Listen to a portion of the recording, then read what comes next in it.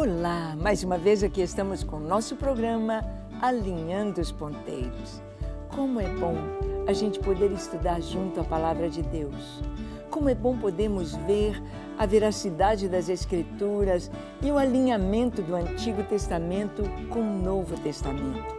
Como é bom podermos ver que o nosso Deus é tão coerente e que toda a Bíblia traz uma única história. A história do amor de Deus pelos homens.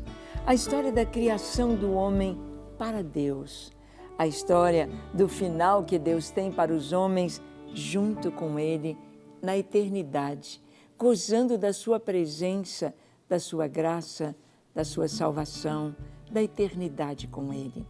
Como é bom saber a história da salvação nas Escrituras. Bem, no programa de hoje, conversaremos sobre o livro de Levítico.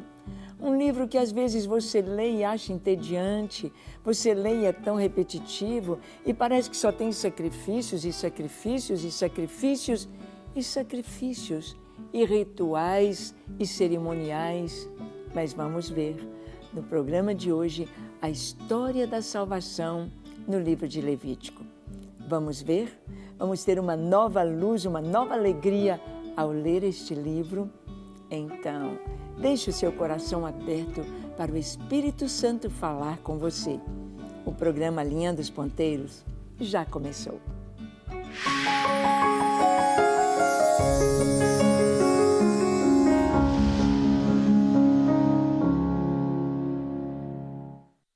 Muito bem. Vamos ver então a história da salvação no livro de Levítico. O nome já nos diz que esse livro foi escrito para a tribo de Levi. Foi escrita para os sacerdotes, porque a tribo de Levi era uma tribo sacerdotal. Uma tribo que Deus escolheu para que pudessem fazer o culto a Ele, para que pudessem cumprir todo o propósito, cumprir todos aqueles símbolos que estariam todos revelados em Cristo. Deus, Ele vai nos mostrar a sua santidade e o Senhor vai estabelecer leis cerimoniais através deste livro, do livro de Levítico. Vamos ver? Abra sua Bíblia em Levítico, capítulo 11. Vamos ler do verso 44 ao 45. Diz assim: Eu sou o Senhor vosso Deus. Portanto, vós vos consagrareis e sereis santos, porque eu sou santo. E não vos contaminareis com nenhum enxame de criaturas que se arrastam sobre a terra. Eu sou o Senhor, que vos faço subir da terra do Egito, para que eu seja vosso Deus. Portanto, vós sereis santos, porque eu sou santo. Bem, é isso que nós vamos ver aqui no livro de Levítico. Deus falando com o seu povo a respeito da sua santidade. E que para o povo dele ser santo, precisava de Deus. Deus agir. É Deus que nos torna santos. A santidade de Deus em nós está com sua presença em nossas vidas. Então, por várias vezes, muitas, dezenas e dezenas de vezes, vamos ver no livro de Levítico Deus dizendo: porque eu, o Senhor, sou santo. O que é ser santo? O que é santidade? Santidade é separação. Separação do mundo, separação do pecado, separação das trevas. Nós vamos ver que lá no livro de Gênesis, quando Deus criou a luz, quando Deus, Ele separou luz e trevas. Quando Deus estava aqui preparando a terra para receber a criação do homem, Ele separou as águas da porção seca. O Senhor separou as águas acima do firmamento e abaixo do firmamento. Ele fez separação, e separação com limites bem definidos, completamente separados. Luz e trevas, porção seca dos mares. Sim, santidade nos fala de separação. Em Deus não há um pinguinho de maldade, de injustiça, de falha, de trevas, de pecado, de perversidade. Não. Em Deus não há um pontinho de erro.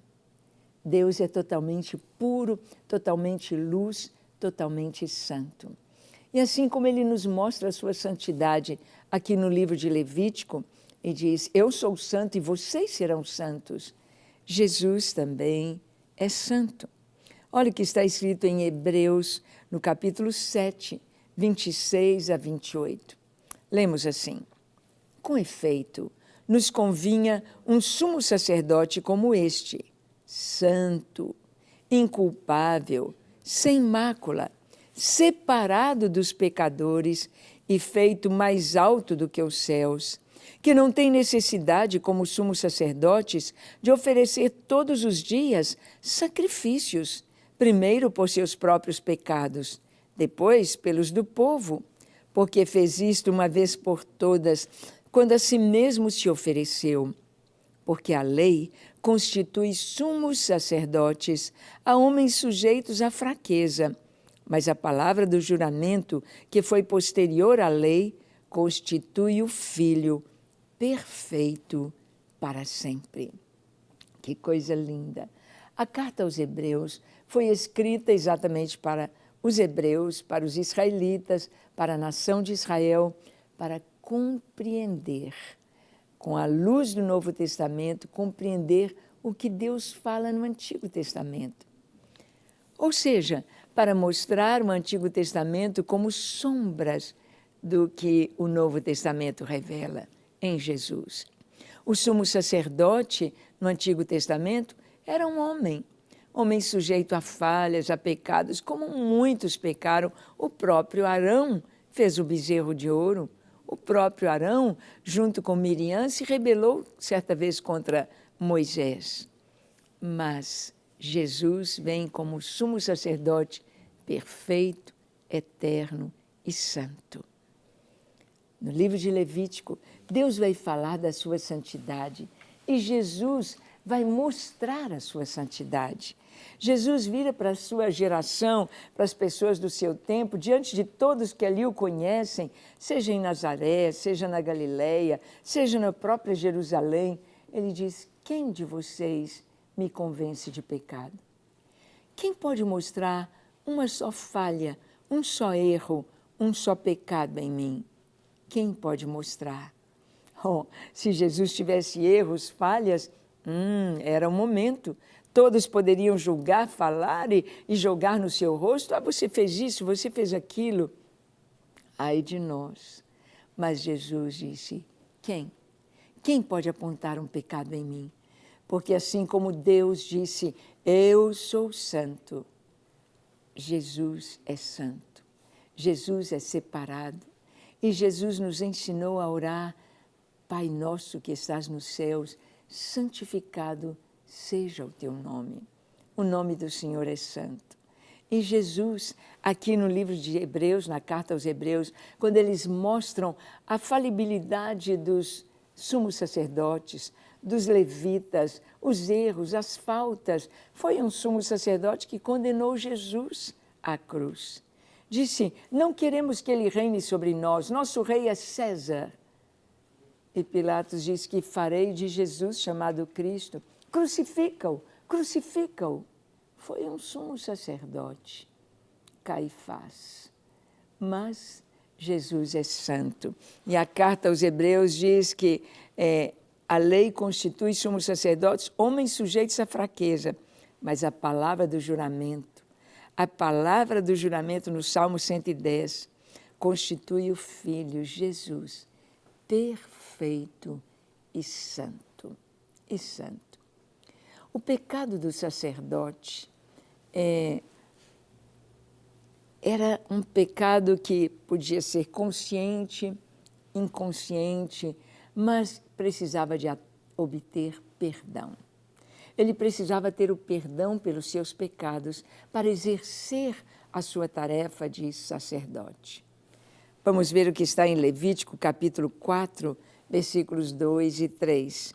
Diz assim, fala aos filhos de Israel, dizendo, Quando alguém pecar por ignorância contra qualquer dos mandamentos do Senhor, por fazer contra algum deles o que não se deve fazer, se o sacerdote ungido pecar para escândalo do povo, oferecerá pelo seu pecado um novilho sem defeito ao Senhor, como oferta pelo pecado. Aqui no livro de Levítico, nós vamos encontrar o sacerdote sendo passível de pecar. Quando o sacerdote pecar? Não diz se por acaso, mas quando. Quando o sacerdote pecar, é para escândalo do povo, e se acontecer dele pecar, ele vai oferecer um novilho sem defeito, para expiar a sua culpa, para expiar os seus pecados. Quando Jesus foi ser batizado por João, lá no Rio Jordão, João olhou para Jesus e disse: eu careço ser batizado por ti, e tu vens a mim? Ele disse: como você está vindo aqui para ser batizado, sendo que você não tem pecado, sendo que você é santo, sendo que você é puro, sendo que você é o Filho de Deus?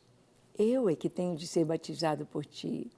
E Jesus disse: deixa por agora, porque assim me convém cumprir toda a justiça. Jesus, ele deixou os seus passos para que nós pudéssemos seguir os seus passos. Jesus nos deixou tudo por onde nós deveríamos passar. Ele nos deu também um exemplo para seguir suas pegadas. É o que nos diz o apóstolo Pedro. Não que ele precisasse do batismo, não que ele precisasse ali de uma nova vida, porque ele é a vida, ele nos traz a vida, ele nos dá a vida. Mas como homem, ele passou por onde nós haveríamos de passar seguindo os seus passos. E nós vamos ver que o sacerdote tinha os seus pecados e tinha de oferecer sacrifício para ser perdoado. Mas Cristo nos livra de toda condenação por seu sacrifício por nós. Ele nos dá o perdão, ele nos livra da condenação. Olha o que está em Romanos capítulo 8, dos versículos 1 ao 3. Diz assim: agora já não há nenhuma condenação para os que estão em Cristo Jesus, porque a lei do Espírito da vida em Cristo Jesus te livrou da lei do pecado e da morte. Porquanto o que fora impossível à lei, no que estava enferma pela carne, isso fez Deus, enviando o seu próprio Filho, em semelhança de carne pecaminosa, e no tocante ao pecado. E com efeito, condenou Deus na carne o pecado. Paulo está dizendo na carta aos Romanos: agora nenhuma condenação há para os que estão em Cristo Jesus. Estar em Cristo é estar perdoado. Estar em Cristo é não ser condenado. Estar em Cristo é entrar no reino de Deus pelas portas. Estar em Cristo é passar pela cruz. Porque a lei do Espírito de vida em Cristo me livra da lei do pecado e da morte. Antes de Cristo, é o pecado que nos dominava, o pecado que nos fazia fazer aquilo que não queríamos. Quantas pessoas estão aí na droga, no crack, na prostituição, na bebida, no cigarro, na maconha, e não querem mais, mas não conseguem. Não conseguem parar, não conseguem ficar livres. Estão presos, prisioneiros do pecado, escravos do pecado. Mas em Cristo somos livres, porque Ele nos perdoa e corta as amarras, e quebra as correntes, e abre a porta da prisão, e nos dá asas para voar, para contemplar os céus, para voar às alturas, para sermos livres, para viver em santidade com Ele e por Ele. Sim, agora nenhuma condenação há para os que estão em Cristo Jesus. Nenhuma condenação. É tão maravilhoso nós sabermos que Cristo não apenas Ele é santo, não apenas Cristo está livre de todo o mal, não apenas Ele nos dá o perdão, mas Ele nos transforma. Ele nos transforma. Isto é maravilhoso. Vamos ver que no livro de Levítico, a oferta pelo pecado seria queimada fora do arraial. Isto é muito significativo. A oferta pelo pecado era queimada fora do arraial. Isto enquanto o povo estava no deserto. Quando vem para Jerusalém, o templo, isso vai ser a oferta pelo pecado queimada fora dos muros da cidade. Em Levítico capítulo 4, versículo 12, nós lemos, a saber, o novilho todo levá-lo-á fora do arraial, a um lugar limpo, onde se lança a cinza, e o queimará sobre a lenha, será queimado onde se lança a cinza. Bem, o novilho, oferta pelo pecado, seria queimado fora do arraial. O que tem isso a ver com Cristo? O que tem isto a ver com o Novo Testamento? O que tem isto a ver com a crucificação de Jesus e o seu sangue derramado por nós ali no Calvário? Bem, é muito significativo que quando Jerusalém foi destruída, seus muros foram queimados, suas portas queimadas, os muros derribados, o templo destruído, cessou ali todo o sacrifício, a oferta pelo pecado, e o povo estava cativo em Babilônia. Mas Deus disse que seu povo voltaria. Deus disse que eles haveriam de reconstruir a cidade. E Deus ordena e levanta Neemias para reconstruir os muros de Jerusalém e para colocar de novo as portas, os seus ferrolhos. E Esdras levanta novamente o templo. Os muros foram reerguidos, não somente para trazerem a proteção como cidade naquela época, mas também porque o Cristo padeceria fora dos muros. O Cristo padeceria fora da cidade. Olha o que está escrito em Hebreus capítulo 13, dos versículos 11 a 14. Diz assim, pois aqueles animais cujo sangue é trazido para dentro do Santo dos Santos pelo sumo sacerdote, como oblação pelo pecado, têm o corpo queimado fora do acampamento. Por isso, foi que também Jesus, para santificar o povo, pelo seu próprio sangue, sofreu fora da porta. Saiamos, pois, a ele, fora do arraial, levando o seu vitupério. Na verdade, não temos aqui cidade permanente, mas buscamos a que há de vir. Que coisa linda! Aqui diz o porquê Jesus foi crucificado fora da porta. Porque a oferta pelo pecado era queimada fora dos muros, fora do arraial. E Jesus haveria de ser o sacrifício pelos nossos pecados. Oferta pelo pecado. Então seria sacrificado, morto. Seu sangue seria derramado fora da cidade. E lá está. Todos que vão a Israel vão visitar Jerusalém. Os cristãos vão ali visitar o Jardim do Túmulo, próximo a um local onde realmente um pequeno monte tem cara de caveira, o Gólgota. Perto da porta de entrada de Jerusalém, um dos portões de Jerusalém, um dos 12 portões, onde as pessoas crucificadas deveriam estar à vista do povo. Seria fora da cidade, num lugar rejeitado, num lugar tido como maldito. Fora da cidade. Foi lá que Jesus foi crucificado. Foi no jardim ali próximo que ele foi sepultado. E dali ele ressuscita sobe o Monte das Oliveiras depois de 40 dias, se apresentando aos seus discípulos e traz a notícia de que vai enviar e enviou o seu Espírito Santo. Nós vamos ver em Levítico capítulo 23, de 5 a 8, nós vamos ver em Levítico se falando sobre a Páscoa. A Páscoa, diz assim o texto: no primeiro mês, aos 14 do mês, no crepúsculo da tarde, é a Páscoa do Senhor. E aos 15 dias deste mês é a festa dos pães asmos do Senhor. 7 dias comereis pães asmos. No primeiro dia tereis santa convocação. Nenhuma obra servil fareis, mas 7 dias comereis oferta queimada ao Senhor. Ao 7º dia haverá santa convocação. Nenhuma obra servil fareis. No primeiro mês, aos 14 do mês, ao crepúsculo da tarde. Jesus morre exatamente no dia da Páscoa, no crepúsculo da tarde, às 3 horas da tarde.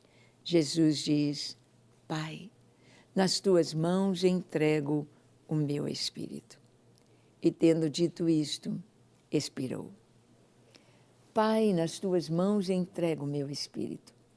Na Páscoa, às 3 da tarde, quando o cordeiro pascal era imolado. Então, aqui se fala da festa da Páscoa.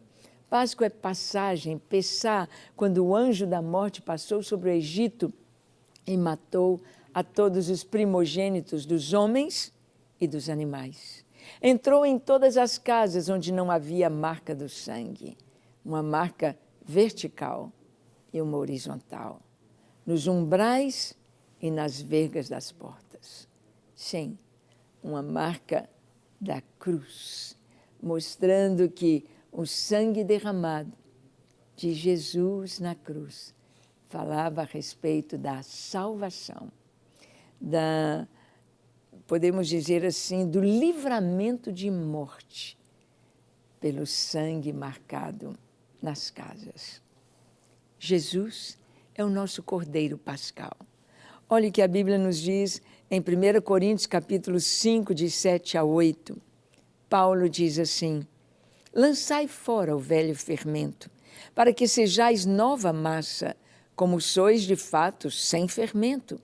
Pois também Cristo, nosso Cordeiro Pascal, foi imolado. Por isso, celebremos a festa não com velho fermento, nem com o fermento da maldade e da malícia, e sim com os asmos da sinceridade e da verdade. Paulo está falando aqui que devemos comemorar a festa da Páscoa com o pão sem fermento. Pão simboliza o corpo de Cristo. Sem fermento, fermento é símbolo do pecado. O pão, que é o corpo de Cristo, é sem pecado, é puro, é santo. O corpo de Cristo é santo. Seu próprio corpo, como também no sentido espiritual, a igreja, que é o seu corpo, é santa. E Jesus é o nosso Cordeiro Pascal, aquele cordeiro que ficava 3 dias e meio dentro de casa, sendo observado para ver se não tinha nenhum defeito, para ser perfeito para o sacrifício. Jesus foi o Cordeiro perfeito para o sacrifício. Foi experimentado pelos estudiosos da lei, pelos doutores da lei, pelos judeus, pelos fariseus, pelos saduceus, pelos herodianos, por Pilatos, por todos ele foi experimentado. Ele não pecou. Ele venceu a todas as provas. Foi experimentado por Satanás 40 dias e 40 noites. E ele não cedeu à tentação. Ele era o Cordeiro perfeito para o sacrifício. Pilatos, depois de interrogar Jesus, ele diz aos judeus: eu não vejo neste homem crime algum de morte, eu não o condeno. E eles então disseram: caia sobre nós o seu sangue e sobre os nossos filhos. Pilatos examinou Jesus e é como se dissesse: ele é perfeito para o sacrifício. Jesus é o nosso Cordeiro Pascal, perfeito para o sacrifício. E ele morre exatamente às 3 da tarde, no dia da Páscoa, quando a Páscoa era comemorada, quando o Cordeiro era imolado, o Cordeiro de Deus ali estava dando a sua vida por mim e por você. Este é o livro de Levítico. Esses ensinos que estão em Levítico apontam para Jesus, o Filho de Deus. E você, já está salvo? Sua casa, sua vida, seu coração trazem a marca do sangue de Jesus? Trazem a marca da salvação? Vamos orar? Feche seus olhos, curve a sua fronte, se for possível, se ajoelhe onde você está e ore comigo, dizendo assim: Senhor, eis-me aqui em Tua presença. Eu abro para Ti o meu coração, te suplico Teu perdão, a Tua graça. Lava-me, Senhor, limpa-me, purifica-me, santifica-me, ó Deus. Dá-me um coração puro, quero experimentar de Ti, da Tua graça, do Teu favor. Enche-me com Teu Espírito Santo. Capacita-me para fazer a Tua vontade, para viver na Tua presença e fazer o que o Senhor quer. Eis-me aqui, usa-me, usa-me. Sou Teu com tudo que tenho, com tudo que sou. Sou Teu hoje e eternamente. Amém, amém e amém. Graças a Deus. É isso aí. Que você possa ter uma vida santa, uma vida pura, que você possa buscar servir a Deus de todo o coração, amar a sua palavra e obedecer os seus ensinos. Deus te abençoe e até o nosso próximo encontro, quando aqui estaremos compartilhando com você a palavra de Deus. Até lá.